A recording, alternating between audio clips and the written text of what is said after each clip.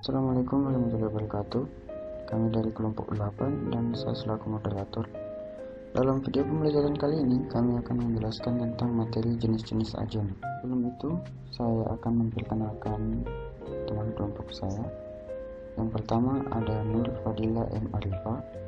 Yang kedua Muhammad Nur Fauzi, yaitu saya sendiri selaku moderator. Yang ketiga Alif Utama.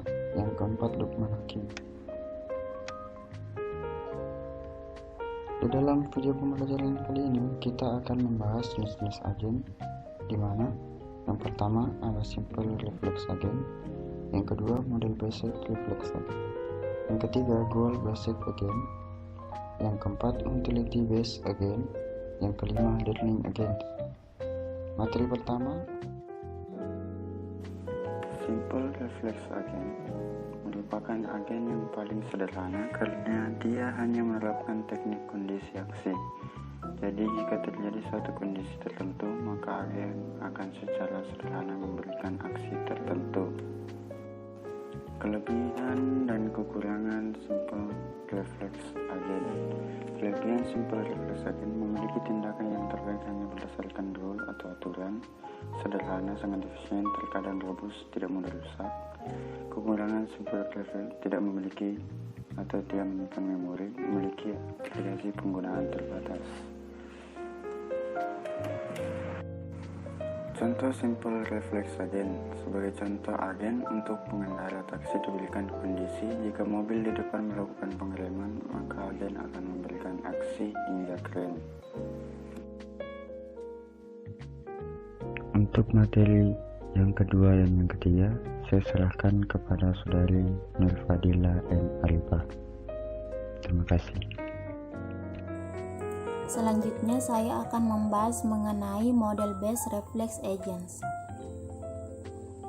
Model based reflex agent adalah agen yang dapat melakukan tindakannya dengan baik jika lingkungan yang memberikan kesan berubah-ubah. Agen ini akan menambahkan satu model tentang dunia, yaitu pengetahuan tentang bagaimana dunianya bekerja. Kelebihan dan kekurangan model based reflex agent. Kelebihannya yang pertama, memilih tindakan yang terbaik hanya berdasarkan pada rule atau aturan current state dari lingkungan. Yang kedua, mampu mempertimbangkan past state dari lingkungan. Dan yang ketiga, masih efisien atau sedikit lebih robust atau kuat. Kekurangannya yaitu aplikasi penggunaan yang masih terbatas. Kemudian contoh model based reflex agent. Gambar berikut adalah gambar yang menjelaskan mengenai kasus agen pengendara taksi. Jadi, agen refleks sederhana hanya dapat menerima kesan dari mobil dengan model terbaru saja. Jika ada mobil dengan model lama, agen refleks sederhana tidak dapat menerima kesannya sehingga agen tersebut tidak melakukan tindakan pengereman. Pada kasus ini dibutuhkan agen refleks berbasis model, yaitu model based reflex agents, yang dapat terus melakukan pelacakan terhadap lingkungan sehingga lingkungan dapat dikesan dengan baik. Selanjutnya pembahasan mengenai goal based agents.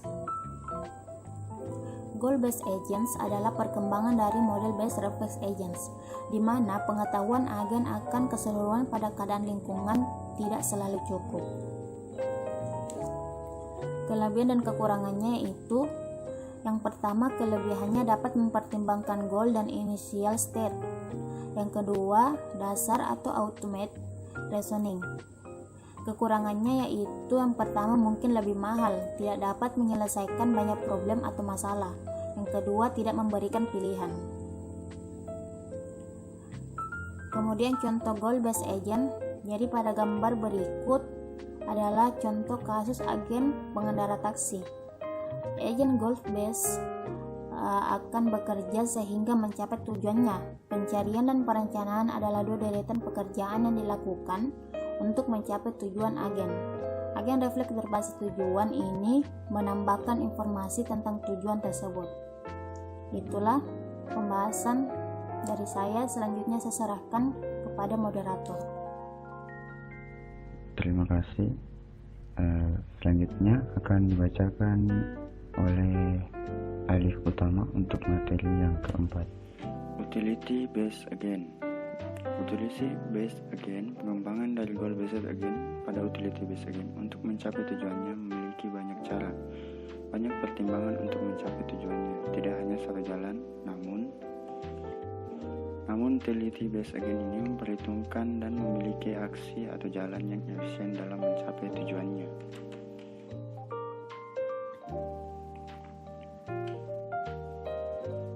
Kelebihan dan kekurangan Utility Based Agent dapat mempertimbangkan kondisi ketidakpastian, model goal, cost and benefit, bermanfaat di berbagai bidang, ekonomi, bisnis, dan lain-lain.